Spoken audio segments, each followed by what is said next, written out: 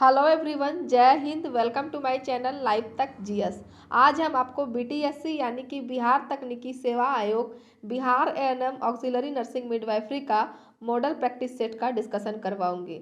इसमें कुल 10 model practice set दिया गया है और आज हम 5वें सेट का प्रैक्टिस करवाएंगे। इससे पहले मैं 4 प्रैक्टिस सेट करवा चुकी हूँ। अगर आप लोग नहीं देखे हैं तो प्लेलिस्ट में जाकर जरूर देखें।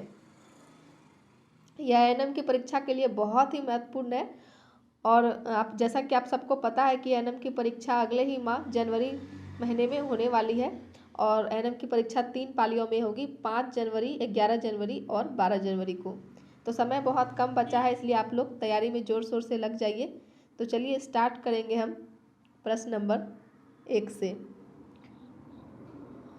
तो देखिए, पहला प्रश्न है, दिए गए रक्त समूहों में से कौन सा सार्वभौमिक प्राप्त करता है। दिए गए रक्त समूह में से कौन सा सार्वभौमिक प्राप्त करता है। तो इसका उत्तर हो जाएगा option number 1 A B. A B blood group जो है यह सार्वभौमिक प्राप्त करता है। अगला प्रश्न है, रक्त समूह की खोज दिए गए विकल्पों में से किससे हुई। रक्त समूह की खोज दिए गए विकल्पों में से किससे हुई। तो इसका उत्तर हो जाएगा ऑप्शन नंबर 2 लैंडस्टीनर। लैंडस्टीनर ने इंसानी खून के एबीओ रक्त समूह और रक्त से मिलने वाले एक अहम तत्व आरएच फैक्टर की खोज की थी। अगला प्रश्न है, खेलते समय गहरे घाव के मामले में आवश्यक प्राथमिक चिकित्सा क्या होगी। खेलते समय गहरे घाव के मामले में आवश्यक प्राथमिक चिकित्सा क्या होगी। तो इसका उत्तर हो जाएगा ऑप्शन नंबर 4 टाका लगाना।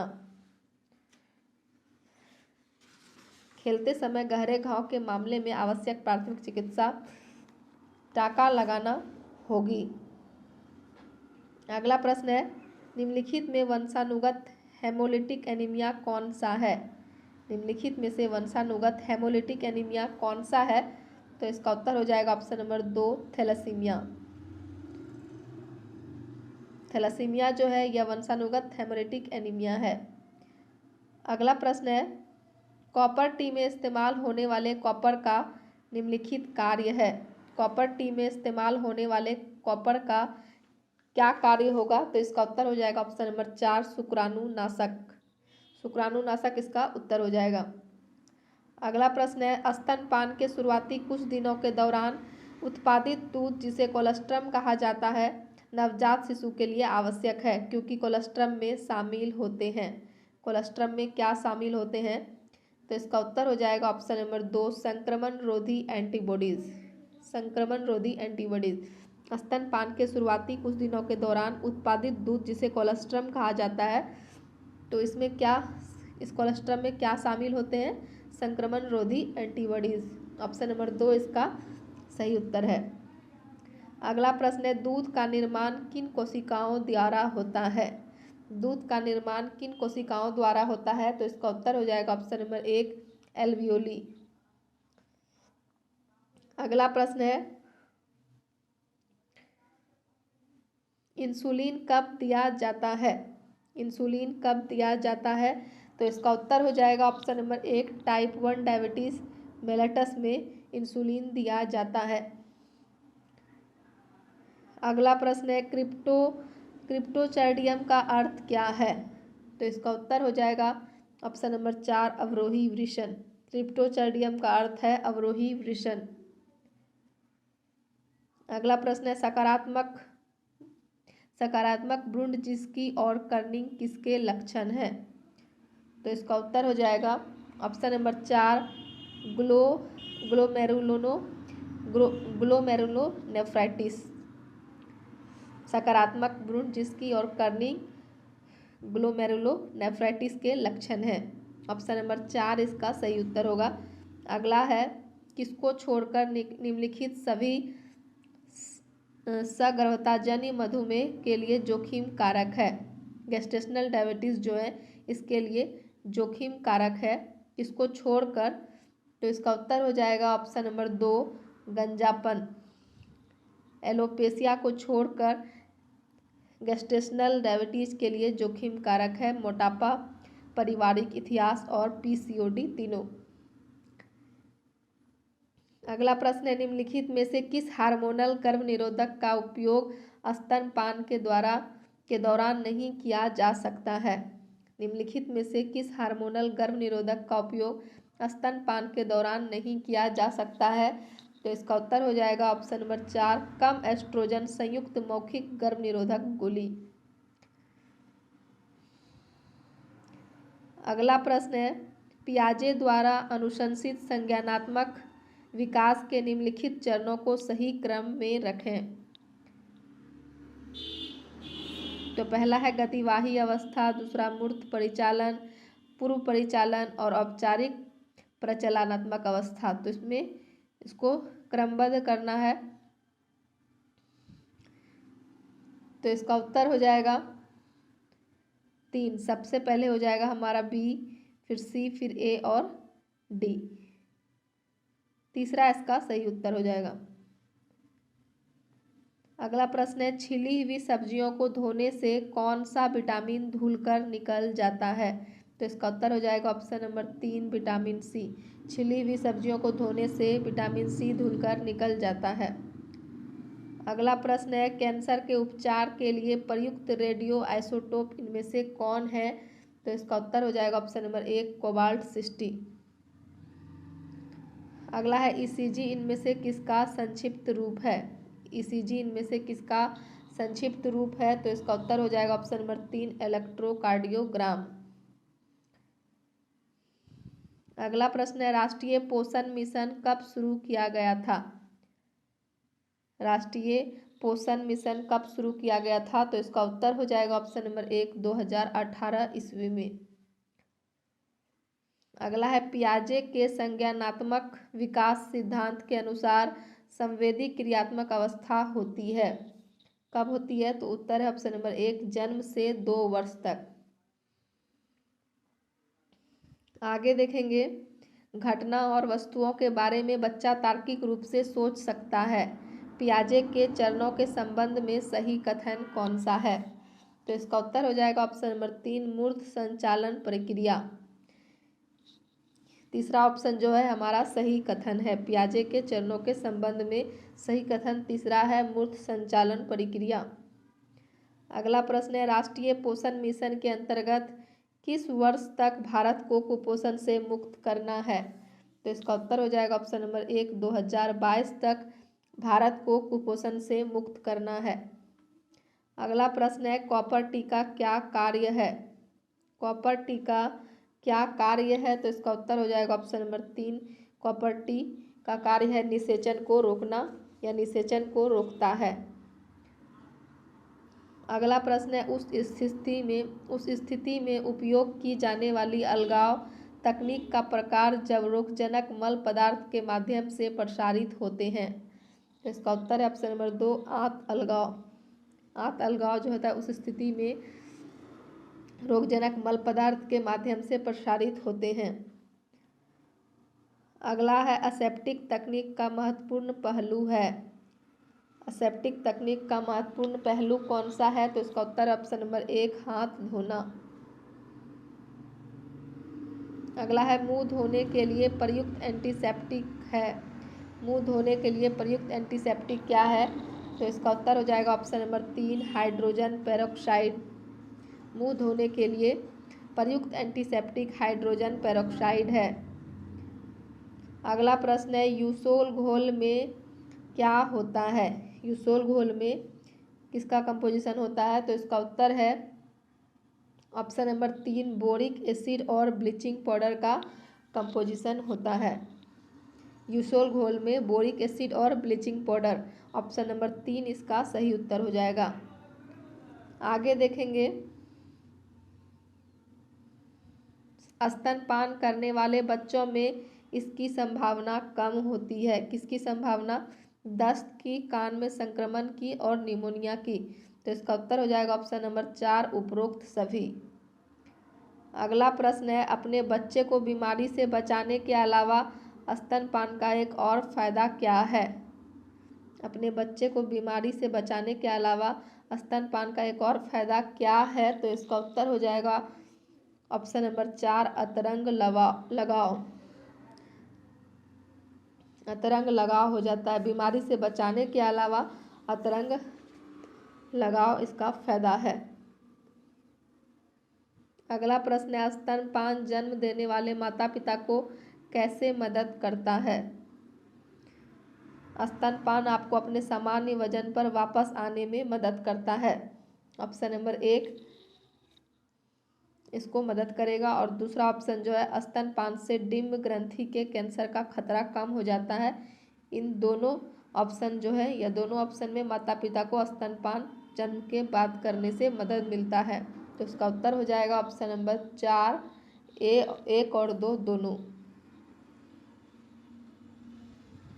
अगला प्रश्न है, स्टरलाइजेशन के लिए उपयोग की जाने वाली गैस है। स्टरलाइजेशन के लिए उपयोग की जाने वाली कौन सी गैस है? तो इसका उत्तर है ऑप्शन नंबर 3, फॉर्मेल्डिहाइड। ऑटोक्लेव किसके रूप में भी जाना जाता है? तो इसका उत्तर हो जाएगा ऑप्शन नंबर 2, दबाव में भाप। ऑटोक्लेव को दबाव में भाप के रूप में भी जाना जाता है। अगला प्रश्न है, ऑटोक्लेव में तापमान कितना होना चाहिए? तो इसका उत्तर हो जाएगा option number 2, 121 degree Celsius autoclave में तापमान होना चाहिए।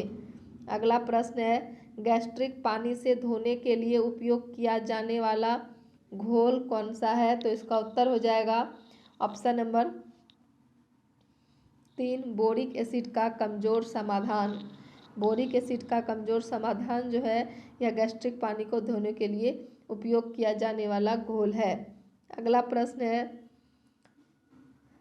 आगे देखते हैं, विच्छेदन बिस्तर के रूप में कौन से के रूप में जाना जाता है? किसको विच्छेदन बिस्तर के रूप में जाना जाता है? तो इसका उत्तर है ऑप्शन नंबर 3, स्टंप बिस्तर को विच्छेदन बिस्तर के रूप में जाना जाता है।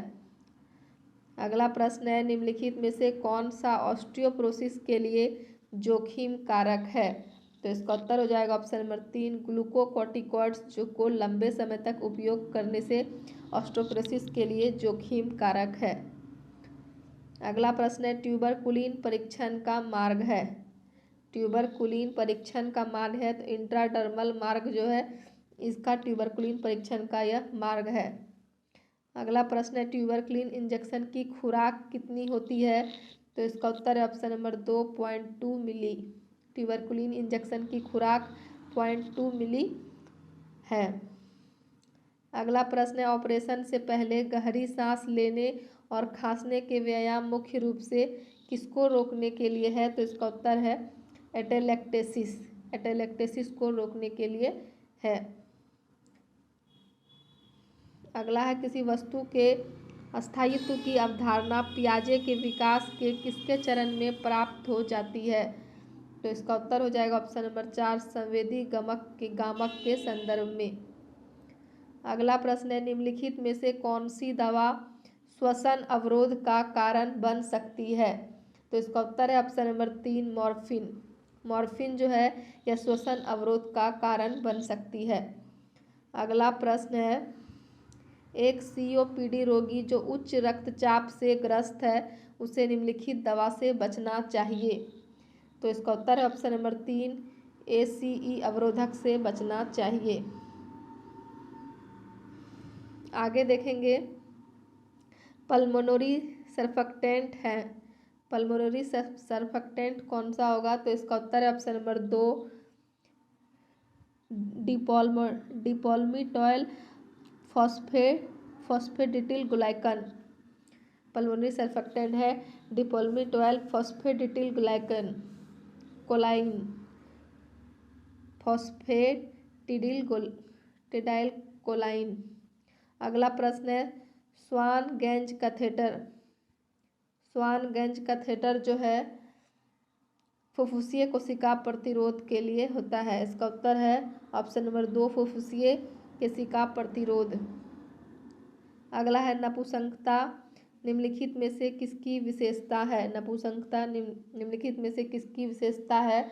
तो इसका उत्तर है ऑप्शन नंबर 1, मल्टीपल स्क्लेरोसिस की विशेषता है। अगला है पियाजे मुख्यतः किसके क्षेत्र में योगदान के लिए जाने जाते हैं? तो इसका उत्तर हो जाएगा ऑप्शन नंबर 2 संज्ञानात्मक विकास। पियाजे संज्ञानात्मक विकास के क्षेत्र में योगदान के लिए जाने जाते हैं। अगला है किस स्थिति में डिगॉक्सिन निर्धारित है?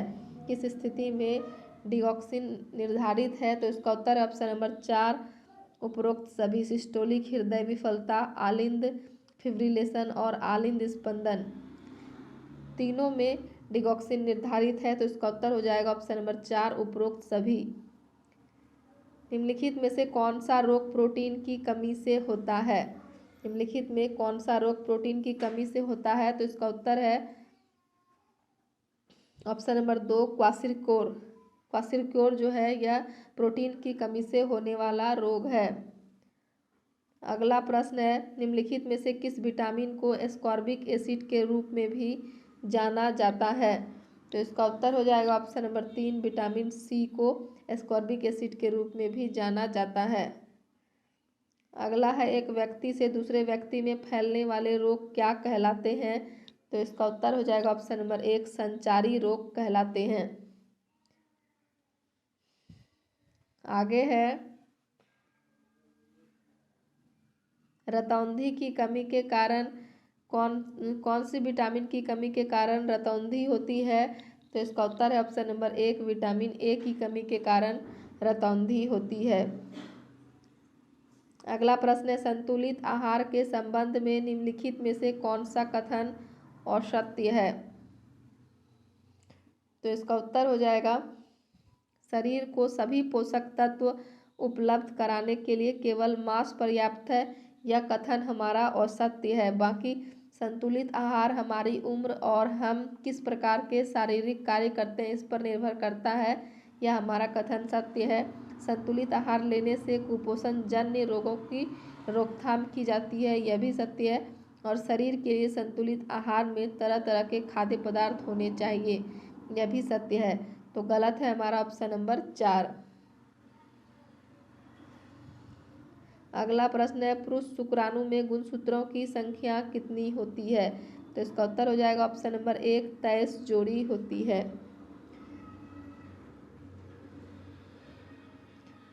पुरुष शुक्राणु में गुणसूत्रों की संख्या 23 जोड़ी होती है।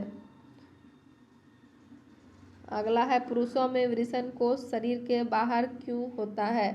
पुरुषों में वृषणकोष शरीर के बाहर क्यों होता है? तो इसका उत्तर हो जाएगा ऑप्शन नंबर 3 शुक्राणु निर्माण के लिए सामान्य शरीर के तापमान की तुलना में कम तापमान की आवश्यकता होती है, इसलिए पुरुषों में वृषणकोष शरीर के बाहर होता है। अगला प्रश्न है मानव शरीर के निम्नलिखित भागों में से किस एक में शुक्राणु डिंब को निषेचित करता है? तो इसका उत्तर हो जाएगा ऑप्शन नंबर 4 डिंब वाहिनी नली। अगला है मछलियों के यकृत के तेल में किसकी प्रचुरता, कौन सी विटामिन की प्रचुरता होती है? तो इसका उत्तर हो जाएगा ऑप्शन नंबर 3 विटामिन डी। अगला प्रश्न है निम्नलिखित में से कौन सा प्रोस्टेट कैंसर के निदान के लिए एक परीक्षण है? तो इसका उत्तर हो जाएगा ऑप्शन नंबर 4 उपरोक्त सभी। डिजिटल रेक्टल परीक्षण, ट्रांस रेक्टल अल्ट्रासाउंड और पीएसए प्रोस्टेट विशिष्ट एंटीजन, तीनों जो है यह प्रोस्टेट कैंसर के निदान के लिए एक परीक्षण है। तो इसका उत्तर हो जाएगा ऑप्शन नंबर 4 उपरोक्त सभी। आगे देखेंगे लेरेंजेक्टोमी संबंधित है। लेरेंजेक्टोमी जो है यह किससे संबंधित है? तो इसका उत्तर हो जाएगा वायुमर्गीय सर्जरी से संबंधित है, गले की चोट शमन से संबंधित है और वोकल कॉर्ड सर्जरी, तीनों से संबंधित है। तो इसका उत्तर हो जाएगा ऑप्शन नंबर 4 उपरोक्त सभी। एक कार्यात्मक स्तन ग्रंथि में किसकी कोशिकाएं दूध का स्राव करती है जो एल्वियोली की गुहाओं में जमा होता है? तो इसका उत्तर हो जाएगा ऑप्शन नंबर 1 एल्वियोली। खाद्य पदार्थों में उपस्थित ऊर्जा के मापन हेतु किस यंत्र का उपयोग किया जाता है? खाद्य पदार्थों में उपस्थित ऊर्जा के मापन हेतु किस यंत्र का उपयोग किया जाता है? तो इसका उत्तर है ऑप्शन नंबर 3 बॉम्ब कैलोरीमीटर। अगला है फेफड़ों के ऊतकों का पतन को क्या कहा जाता है। फेफड़ों के ऊतकों के पतन को क्या कहा जाता है, तो इसका उत्तर हो जाएगा ऑप्शन नंबर 1 श्वास रोध कहा जाता है। अगला है आमवाती बुखार में पाई जाने वाली अचानक अनियमित लक्ष्यहीन अनैच्छिक गतिविधि को किसके रूप में जाना जाता है, तो इसका उत्तर हो जाएगा ऑप्शन नंबर 3 कोड़िया के रूप में जाना जाता है। अगला है 1 ग्राम अल्कोहल से कितनी ऊर्जा प्राप्त होती है, तो इसका उत्तर हो जाएगा ऑप्शन नंबर 2 7 किलो कैलोरी। 1 ग्राम अल्कोहल से 7 किलो कैलोरी ऊर्जा प्राप्त होती है। अगला प्रश्न है कार्डियक टेम्पोनेट एक क्या है। कार्डियक टेम्पोनेट एक क्या है, तो इसका उत्तर हो जाएगा ऑप्शन नंबर 2 पेरिकार्डियम में द्रव का संचय।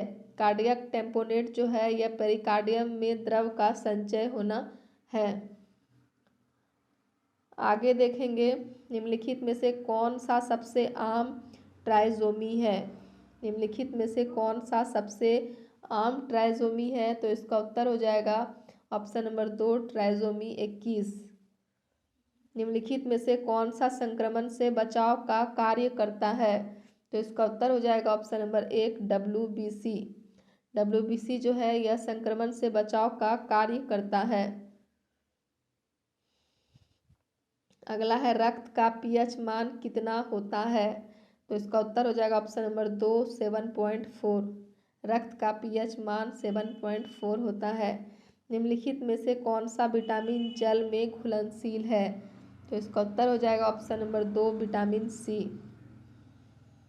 अगला प्रश्न है कौन सा विटामिन प्रतिरक्षा प्रदान करता है, तो इसका उत्तर हो जाएगा ऑप्शन नंबर 1 विटामिन ए जो है यह प्रतिरक्षा प्रदान करता है। अगला प्रश्न है विटामिन सी का रासायनिक नाम क्या है, तो इसका उत्तर हो जाएगा ऑप्शन नंबर 3 एस्कॉर्बिक अम्ल। विटामिन सी का रासायनिक नाम एस्कॉर्बिक अम्ल है। अगला प्रश्न है निम्नलिखित विटामिनों में से कौन सा शरीर में भंडारित नहीं होती है, तो इसका उत्तर है ऑप्शन नंबर 3 विटामिन डी जो है यह शरीर में भंडारित नहीं होती है। अगला है निम्नलिखित विटामिनों में से किसमें कोबाल्ट होता है, तो इसका उत्तर हो जाएगा ऑप्शन नंबर 3 विटामिन B12 जो है इसमें कोबाल्ट होता है और इसका रासायनिक नाम है साइनोकोबाल्मिन।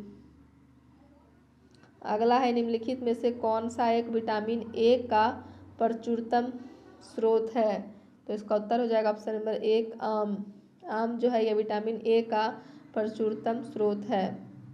अगला प्रश्न है पावलोव अधिगम इस मान्यता पर आधारित है कि जीवित प्राणी का आचरण निम्न होता है, तो इसका उत्तर हो जाएगा ऑप्शन नंबर 4 जीवित प्राणी का आचरण यांत्रिक होता है।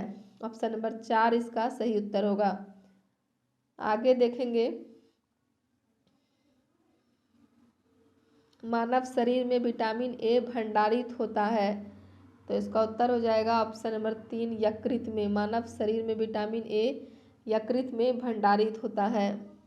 अगला प्रश्न है प्रारंभिक बाल्यावस्था के अनुभव संवेदनात्मक सामाजिक संज्ञानात्मक विकास के लिए विशेष रूप से महत्वपूर्ण होते हैं। यह किसके विचारों से प्रभावित है, तो इसका उत्तर हो जाएगा ऑप्शन नंबर 3 सिगमंड फ्राइड के विचारों से प्रभावित है। अगला प्रश्न है शैशवावस्था को किस नाम से नहीं जाना जाता है। शैशवावस्था को किस नाम से नहीं जाना जाता है, तो इसका उत्तर है ऑप्शन नंबर 4 अनोखा काल के नाम से नहीं जाना जाता है। अगला है ज़ेरोप्थेलेमिया किसकी कमी के कारण होता है। ज़ेरोप्थेलेमिया किसकी कमी के कारण होता है, तो इसका उत्तर हो जाएगा ऑप्शन नंबर 1 विटामिन ए की कमी के कारण ज़ेरोप्थेलेमिया होता है।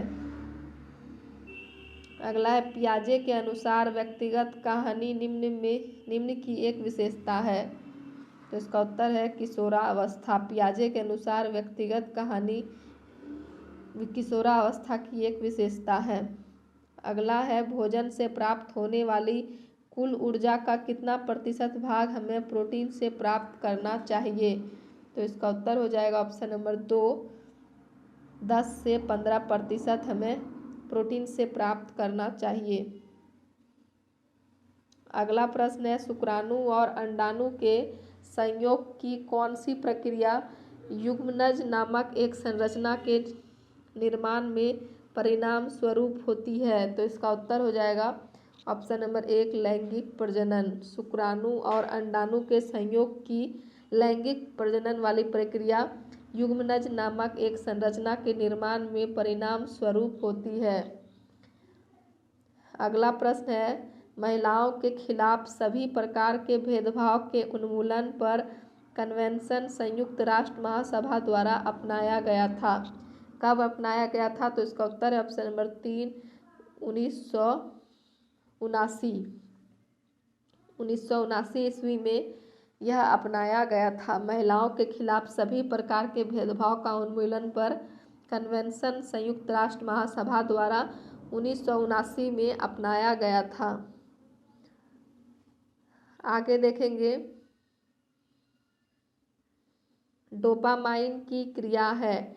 डोपामाइन की कौन सी क्रिया है? तो इसका उत्तर है ऑप्शन नंबर 1, बीपी बनाए रखना। डोपामाइन की क्रिया है बीपी बनाए रखना। अगला है, अगर कोई बच्चा ज़्यादा रोता है तो इसका मतलब है कि उसे बुरा लग रहा है, गीला महसूस हो रहा है या गर्मी महसूस हो रही है। यह तीनों ऑप्शन होगा, तो इसलिए इसका उत्तर हो जाएगा ऑप्शन नंबर 4, ऊपर के सभी। शैशवावस्था की प्रमुख विशेषता क्या है? शैशवावस्था की प्रमुख विशेषता क्या है? तो इसका उत्तर ऑप्शन नंबर 4, अनुकरण द्वारा सीखने की प्रवृत्ति। शैशवावस्था की प्रमुख विशेषता है अनुकरण द्वारा सीखने की प्रवृत्ति। अगला प्रश्न है, कैसे पहचानें कि 15 दिन के बाद माँ का दूध बच्चे के लिए पर्याप्त है? तो इसका उत्तर हो जाएगा ऑप्शन नंबर 1, मूत्र उत्पादन और वजन। मूत्र उत्पादन और वजन से पहचानें कि 15 दिन के बाद माँ का दूध बच्चे के लिए पर्याप्त है। अगला है, रक्त में श्वेत कणिकाओं की अधिकता क्या कहलाती है? रक्त में श्वेत कणिकाओं की अधिकता क्या कहलाती है? तो इसका उत्तर हो जाएगा ऑप्शन नंबर 2, ल्यूकेमिया। अगला है, मानव शरीर में WBC का व्यास लगभग कितना होता है? तो इसका उत्तर है ऑप्शन नंबर 3, 0.007 मिलीमीटर। अगला है, दिए गए एंटीबॉडीज में से कौन सा रक्त प्लाज्मा में बनता है? तो इसका उत्तर हो जाएगा ऑप्शन नंबर 4, लिम्फोसाइट्स। अगला है, सामान्यतः मनुष्य में ऑटोजोम के कितने जोड़े होते हैं? तो इसका उत्तर हो जाएगा ऑप्शन नंबर 4, 22 जोड़े होते हैं। अगला है, आयुर्वेद के 8 अंग में से कौन नहीं है? आयुर्वेद के 8 अंग में से कौन नहीं है? तो इसका उत्तर हो जाएगा ऑप्शन नंबर 2, भौतिक तंत्र। आगे देखेंगे, आयुर्वेद में दोषों के कितने महत्वपूर्ण प्रकार हैं? आयुर्वेद में दोषों के कितने महत्वपूर्ण प्रकार हैं? तो इसका उत्तर हो जाएगा ऑप्शन नंबर 4, उपरोक्त सभी। वात, पित्त और कफ तीनों प्रकार आयुर्वेद में दोषों के हैं।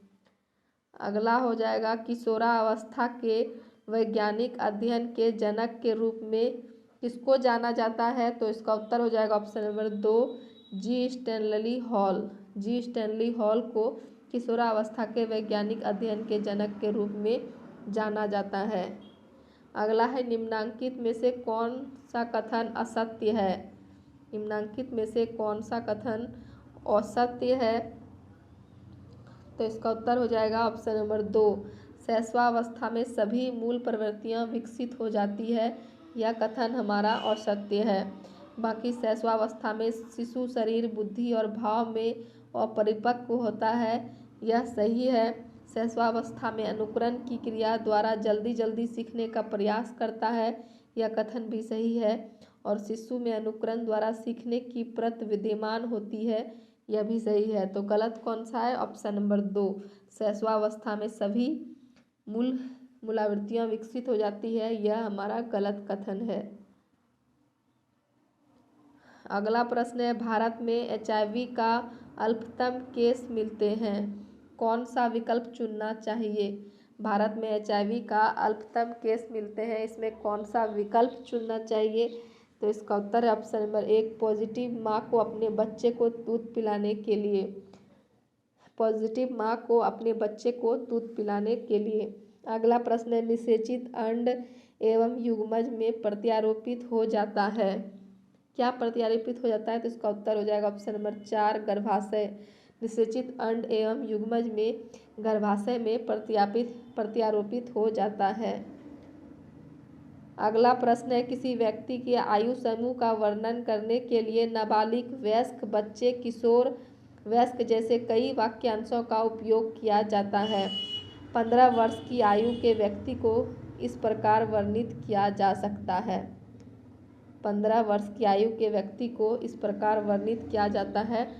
तो इसका उत्तर हो जाएगा ऑप्शन नंबर 4, बच्चा या किशोर।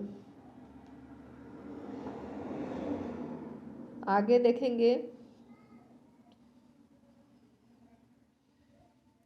अनैतिक व्यापार रोकथाम अधिनियम 1956 के अनुसार निम्नलिखित में से कौन सा दंडनीय अपराध नहीं है। तो इसका उत्तर हो जाएगा ऑप्शन नंबर 4, किसी निजी स्थान पर और किसी भी सार्वजनिक स्थान से पर्याप्त दूरी पर वेश्यावृत्ति करना, यह दंडनीय अपराध नहीं है। अनैतिक व्यापार रोकथाम अधिनियम 1956 के अनुसार यह किसी निजी स्थान पर और किसी भी सार्वजनिक स्थान से पर्याप्त दूरी पर वेश्यावृत्ति करना दंडनीय अपराध नहीं है। ऑप्शन नंबर 4 इसका सही उत्तर हो जाएगा। अगला प्रश्न है, आयुष्मान भारत योजना प्रधानमंत्री जन आरोग्य योजना का कितने लाख रुपए का स्वास्थ्य बीमा देती है। तो इसका उत्तर हो जाएगा ऑप्शन नंबर 2, 5 लाख रुपए का स्वास्थ्य बीमा देती है। अगला प्रश्न है, निम्नलिखित में से कौन राष्ट्रीय पोषण मिशन का उद्देश्य नहीं है।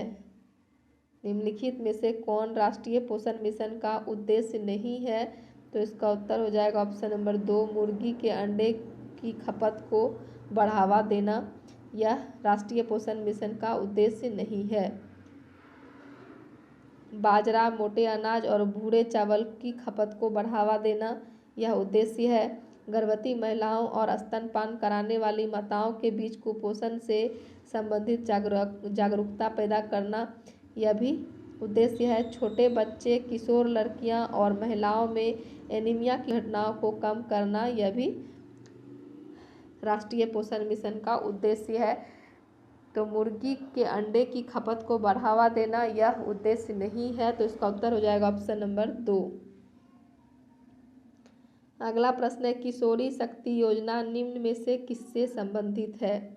किशोरी शक्ति योजना निम्न में से किससे संबंधित है। तो इसका उत्तर हो जाएगा ऑप्शन नंबर 1, किशोर बालिकाओं की पौष्टिकता एवं स्वास्थ्य स्तर की अभिवृद्धि से संबंधित है। ऑप्शन नंबर 1 इसका सही उत्तर होगा। अगला प्रश्न है, एथलीट को किससे जल्दी और ज़्यादा ऊर्जा मिलती है। एथलीट को किससे जल्दी और ज़्यादा ऊर्जा मिलती है। तो इसका उत्तर हो जाएगा ऑप्शन नंबर 3, प्रोटीन से। प्रोटीन से एथलीट को जल्दी और ज़्यादा ऊर्जा मिलती है। तो यह हमारा अंतिम प्रश्न था। तो चलिए वीडियो समाप्त करते हैं। उम्मीद करते हैं कि वीडियो आपको पसंद आया होगा। वीडियो अगर पसंद आया तो वीडियो को लाइक कीजिए, कमेंट कीजिए और ज़्यादा से ज़्यादा शेयर कीजिए। और जो भी लोग चैनल पर नए जुड़े हैं कृपया हमारे चैनल को सब्सक्राइब कीजिए। धन्यवाद, मिलते हैं अगले वीडियो में।